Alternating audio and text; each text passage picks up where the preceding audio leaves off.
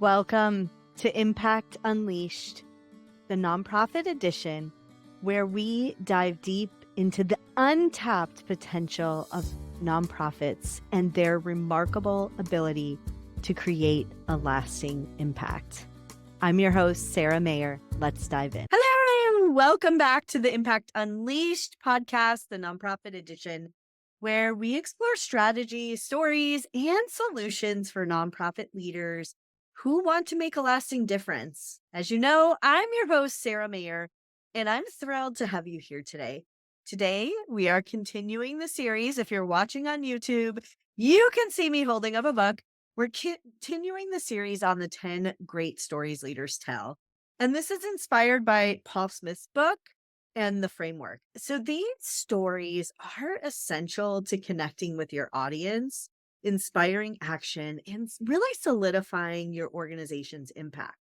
So we're kicking off things with story number 1, the founding story, where we came from. If you didn't listen to the introductory episode on why stories are so important for nonprofits, I encourage you to hit pause, jump back, listen to that little episode. I do shorty episodes, so you can get all the information you need without spending a lot of time in your day. But we're kicking off things. Story number 1, the founding story, where we came from. All right. Every nonprofit has a beginning, a spark, maybe a moment when someone realized that change was necessary and they decided to step up and make it happen. And that's really the essence of the founding story. Now, you may be on a nonprofit board. You may not be the founder. You may be working for a nonprofit, but it's really important that you tune in to the founding story. It's your organization's origin tale, your why you are doing the work you do today. And things may have changed over the years. Many nonprofits were founded years ago, but this is one of the most important, powerful tools you have as a leader to build trust and inspire your community. But how do you craft that founding story in a way that resonates deeply with others? So let's break it down using the key elements. First, the problem. Next, the catalyst. And third, the vision. All right, grab a pen so you can jump in. First, the problem. Every single nonprofit out there, every one of them, exists to address a problem. Something that maybe wasn't working, or a gap that needed to be filled, or to serve a group of people or animals. And to effectively tell your founding story, it's important to start by painting that vivid picture of the problem or what you are trying to do in your nonprofit. And you want to make it real and you want to make it human, but you also want to share data, anecdotes, or personal observations that bring the issue to life. So, for example, if you started an organization to combat food insecurity, you might begin with a personal moment like seeing a child at a local school unable to focus because they were hungry. Describe that moment and the emotions you felt. And next comes the catalyst. So this is the second part of the story. This is the moment that turned your concern into action. What pushed you over the edge? Was it a conversation, a specific event, a realization that no one was stepping up?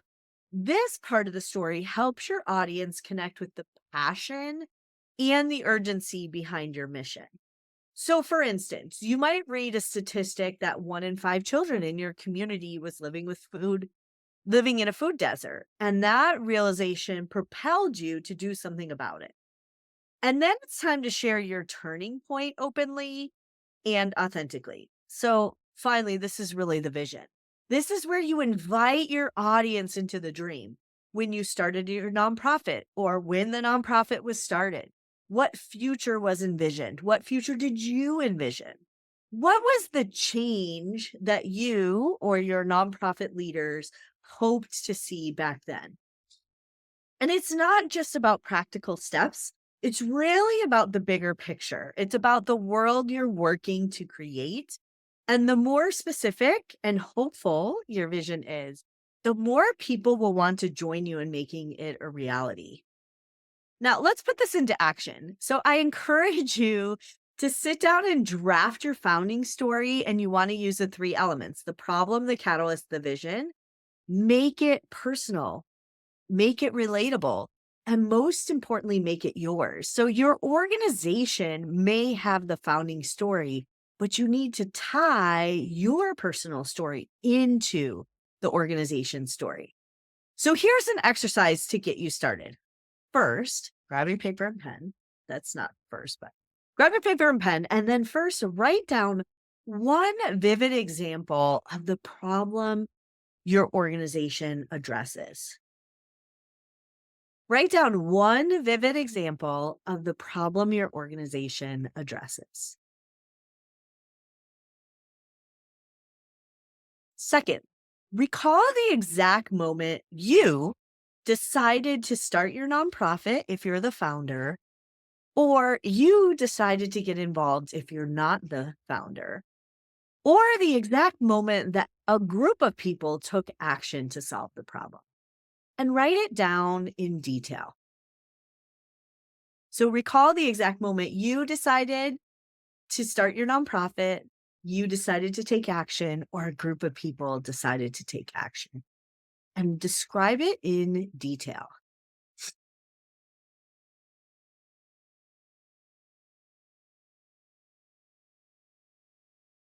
All right. Third, and now I want you to imagine the future you're working towards. Imagine the future you're working towards and write that down too.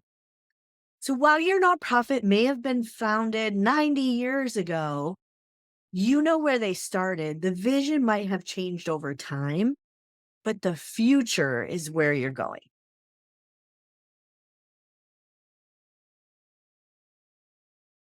Okay, once you've done that, it's time to really craft that story into a 2 to 5 minute conversation. A 2 to 5 minute, this is where we started, this is the problem we had, this is the catalyst, and this is our vision. Okay. And your founding story truly isn't for just speeches or websites. It's a story you should share with your board. If you're a board member, you should share with your donors, your volunteers, your staff.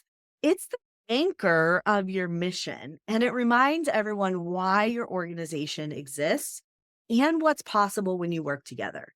So many mission statements sit on a website with no story to tell, no captivating way to bring the mission to life. So, writing your founding story, this is story number one, there are 10. Writing your founding story is a way to remind everyone why your organization exists and what's possible when you work together. 10 stories. If you've already crafted your founding story, or when you craft your founding story, I would love to know. Record a video, type it up, send it to us, tag us on social media as you bring your founding story to life so that we can share and celebrate you. We'd love to feature you on our podcast or on our website and socials with some inspiration, and also promote your nonprofit. So I know this episode was a little short, which is good, but the work that you are going to need to do to craft that story will take a little bit of time. So thanks for tuning in to this episode of Impact Unleashed, the nonprofit edition, and our journey through the 10 stories great leaders tell for nonprofits. In our next episode, we will dive into story number 2. I'm opening my book here. Story number 2 is why we can't stay here. It's the case for change story. This is going to be a great story too. So work on your founding story. And until then, keep unleashing your impact one story at a time. Again, I'm your host, Sara Mayer, and this is Impact Unleashed, the nonprofit edition. See you next time.